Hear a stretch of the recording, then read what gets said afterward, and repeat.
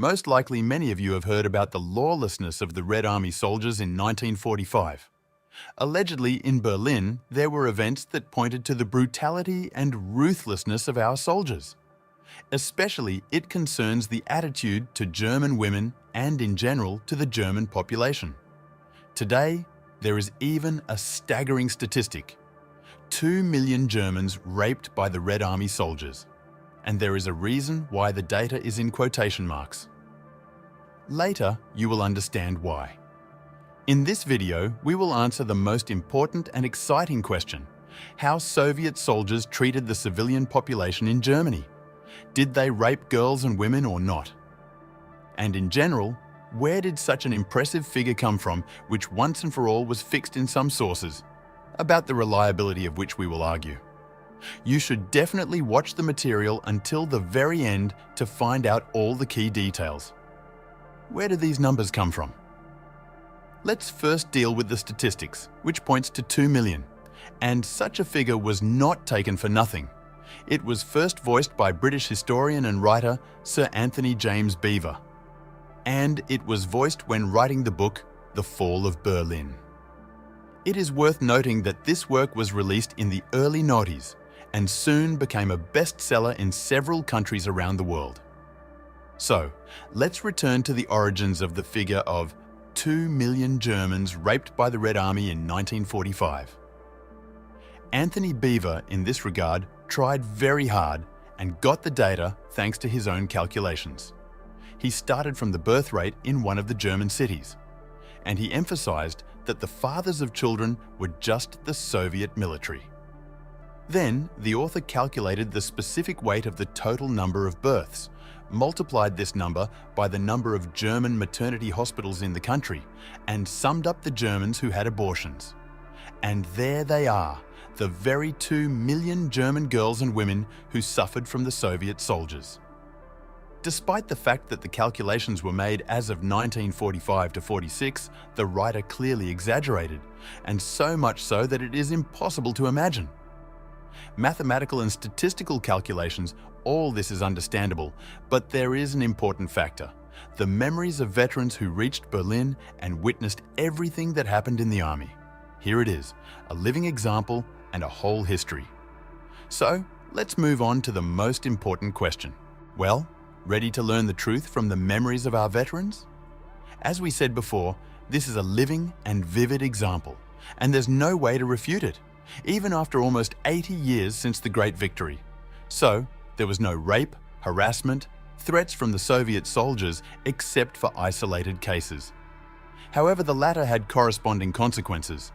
A Red Army soldier who committed a despicable act towards the Germans risked his own life. Subsequently, he was court-martialed or shot.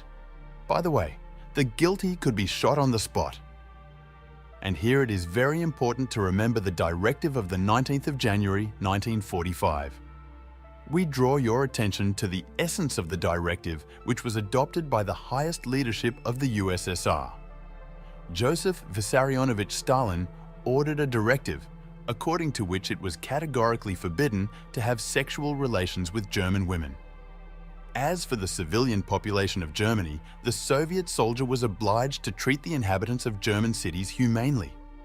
As you can already understand, the punishment for violating the generally accepted directive was severe. In the end, the guilty party could be sent to forced labor in concentration camps. The army was well aware of the inhumane conditions there. Also, we should not forget about the qualities that the Soviet soldier possessed in those times. Moral principles and empathy for others came first, especially in relation to the weaker sex. And a key role in this regard played the events of 1945. Everyone realized that victory was close. And it was at least stupid to end up like this when violating an order from the highest leadership of the country. You will ask, why did a few still disregarded Stalin's order and committed immoral acts? And here it is enough to realize the following. In every country, not only in the USSR at that time, there were and still are people who put their own principles above everything. Unfortunately, this was also the case in the Red Army. But here, we should make another correction. Some officers and military men of high ranks acted immorally. Unlike ordinary privates, they are endowed with a large number of privileges and freedom of action, so they acted at their discretion. Of course, later the truth was revealed, and the guilty were punished with 7 to 10 years of imprisonment. The Germans were the first to make contact. Yes, you heard right. According to the memories of World War II veterans, German girls and women were the first to show interest in Soviet soldiers. If to answer straightforwardly and without unnecessary emotions, who is to blame for all this history, it is directly the Germans. The inhabitants of the captured cities, much to their surprise, treated the Red Army soldiers quite well. They saw them as the most real and valiant men. That is why many Germans were not even shy of a Soviet soldier.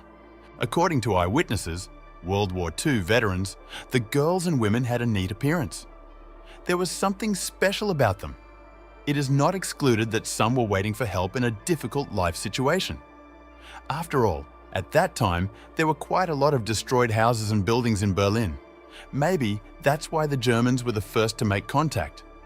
The Germans were also not without interest in bodily contact, especially when the day ended and the night came.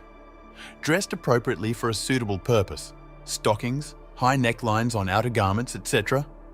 But the ordinary soldier, both by life principles and because of Stalin's order, understood perfectly well how this could end. On this account, the commanders of their units personally controlled each Red Army soldier, so to speak, just in case. True, initially, the German inhabitants feared the arrival of the Soviet army. And this is not without reason.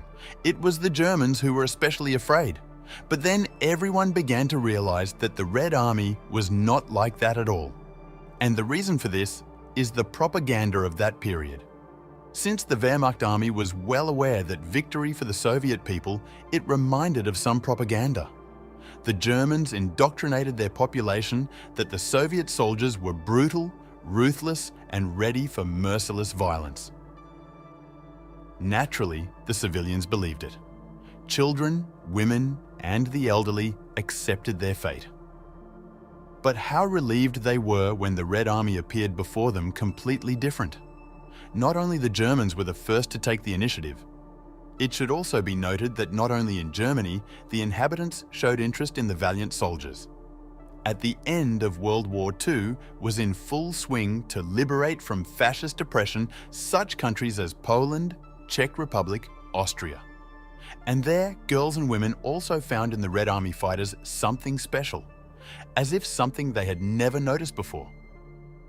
In general, in Germany at that time understood that in front of them are not enemies, but the very real saviors, who came first of all to protect, not to enslave.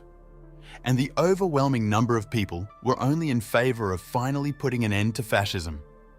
Thus, the stories that Soviet soldiers raped the Germans are just another myth. Those units that allowed themselves a lot of unnecessary things suffered deserved punishment. Nevertheless, the Germans were the first to show interest.